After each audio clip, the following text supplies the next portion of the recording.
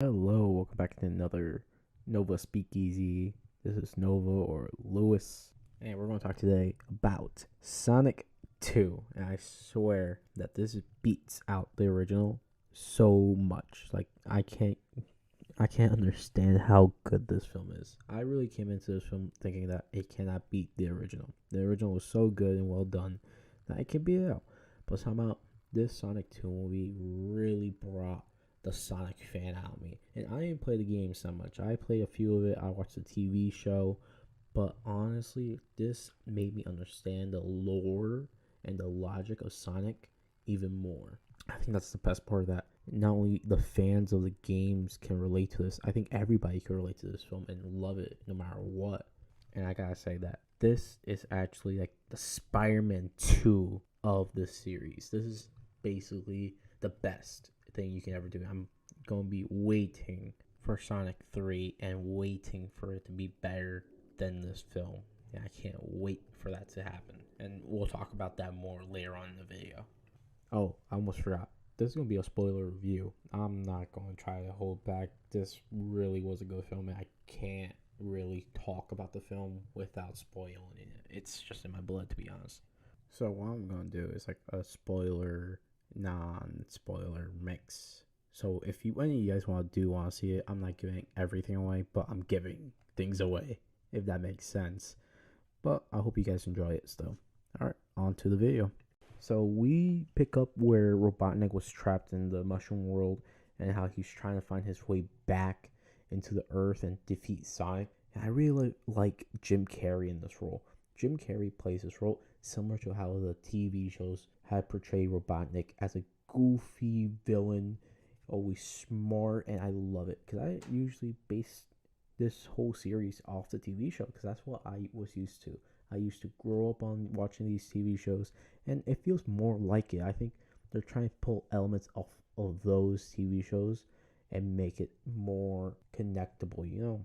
Also, this is also where we get introduced by Knuckles. Knuckles was portrayed, I think, perfectly. There were some moments that it makes you laugh at him, but it doesn't discourage him as a villain or make him a complete goofball.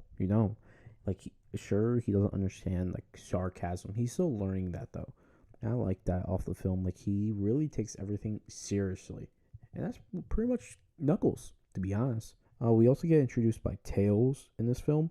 Tails, I felt he was underdeveloped. He could put more arc into him in the next film, but I felt he was pretty undeveloped here, and really think about it, he doesn't need to be in this movie, to be honest. Like, he really seems like a fanboy. He really said like, "Oh, I've been watching you since you got to Earth." And like, that just seems weird and make him feel like, "Oh, I've seen you in the bathroom." I'm like, okay, man, you didn't have to go that far. And it's just funny to see Tails. I really like Tails, and if you're a fan of the Sonic, I think you should let that pass by. But I'm a movie critic, so no, that's a sin on for you.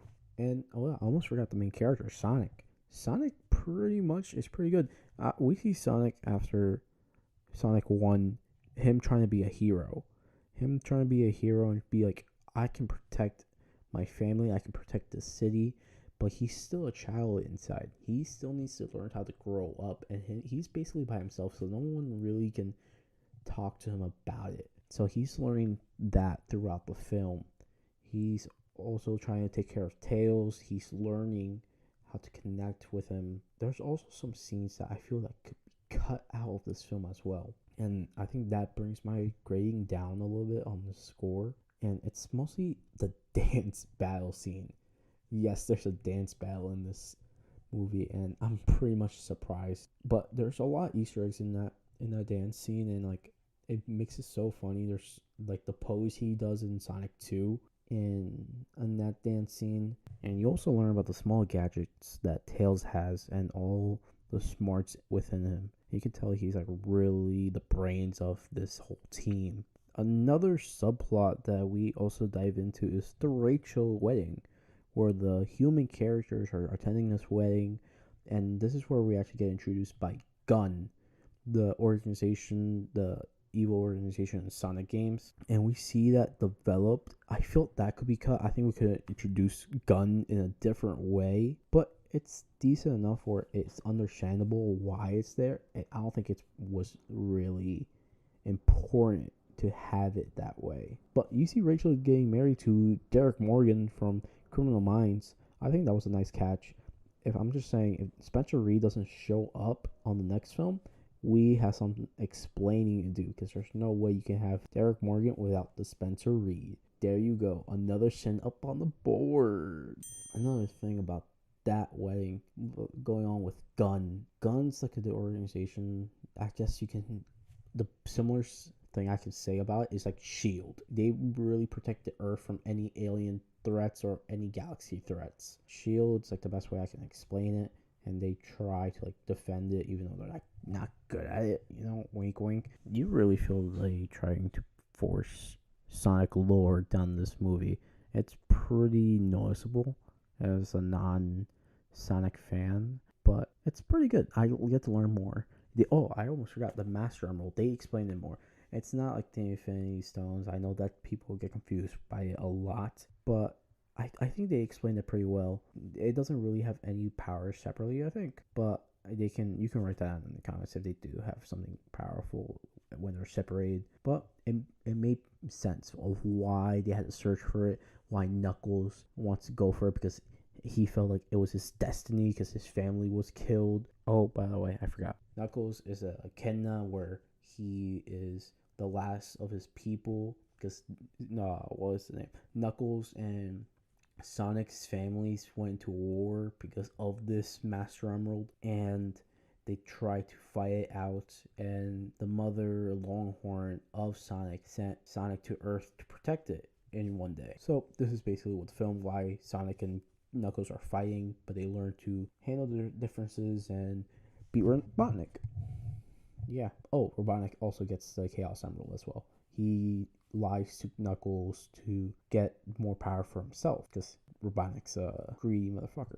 So Robotnik actually gets the Chaos Emerald and really just plays around, to be fully honest. He makes the iconic Robotnik Eggman freaking robot like a fucking Mechazoid from the Power Rangers, and fucking starts hamming shit down. And this is where we get the best shot ever, where we see Knuckles, Sonic, and Tails just fight all together. And it's so amazing to see them all fight together, and you seeing all their moves coming out, trying to beat Robotnik and his freaking robots. Also, the robots also started looking more similar to the games.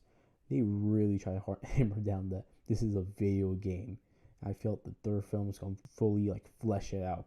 They probably do it better than Uncharted, to be fully honestly. Then I'm trying to just freeball this from what I remember, to be honest. But Sonic also gets back the Chaos Emerald. Knuckles punched it out of Robotnik, hits the groin, hits another score, and hits another center on the counter. Knuckles knocks it out after Tails like distracted him. Sonic grabs back the gem, and actually got me so hyped, because this is where Sonic becomes Super Sonic. He basically became Goku. This man really turned up yellow and destroyed the whole thing. This was actually straight out of the video games and the TV show, and I just fucking went off. I screamed, and the theater screamed. We got excited. It was the best moment of that movie. When you see all that, freaking Knuckles give a hand like, oh, he might be the same. Freaking Sonic gets a chili dog, his favorite food, gets a chili dog, puts it in his hand, and drops another chili dog on Knuckles, and he's like, oh, he is the same. Never mind, forget what I said. It was just hilarious. This movie is basically the best family film you can watch and still have a geek moment out of it. I also want to talk about the post-credit scene. The post-credit scene basically reveals who's going to be the next villain. I really hope they really do this character well. They introduce Shadow.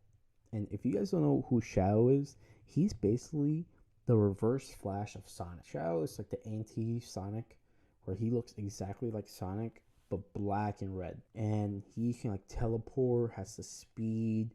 He was created by the grandfather of Robotnik to cure his granddaughter. It's basically him just trying to save his granddaughter and trying to have Shao help her. And Shao's whole mission was basically for Maria, the granddaughter. He was discovered by the U.S. government, and they told him to shut it down. So they put Shao on an ice chamber, and this is where the post credit comes in, where they're like guns, like, oh, we found some files from 50 years ago dating back to this character, and they're like, oh, really? Maybe it's time to wake him up. And the guy just opens his eyes, and while the ice tan is rising up, and it was a perfect shot. I swear to God, I was like, oh my God, there's no way. Shao is like one of my favorites from this whole thing. So basically, they gave me my favorite character and really teasing me hard on it. And I can't wait for this third film. I know I didn't say it a lot. I'm still trying to understand what I watched. And I'm trying to keep it at least non-spoilery, do a little mix for everybody who does want to see it. But it's a good movie. I cannot rate this lower than a 9, so I'm going to give it a good 9 out of 10. Please watch it. It's a perfect family film. It's the perfect geeking out film if you are a Sonic fan or getting into the Sonic realm. I love it. It's a pretty good movie. I also want to talk to you guys about my favorite moments of the films. I love when Knuckles is trying to push Sonic and like the final battle between them before they get the Master Gem, where he's trying to punch him, he's swinging, and he can't reach him.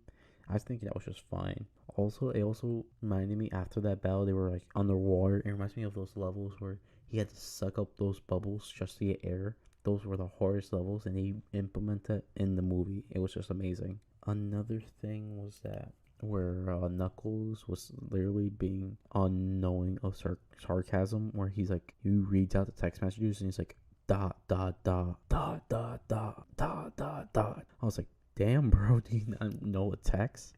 But yeah, that's the end of the video. If you like it so far, please give a like and subscribe to the channel. We always try to post for you guys. Have a good night or have a good day. See you guys on the next podcast or video.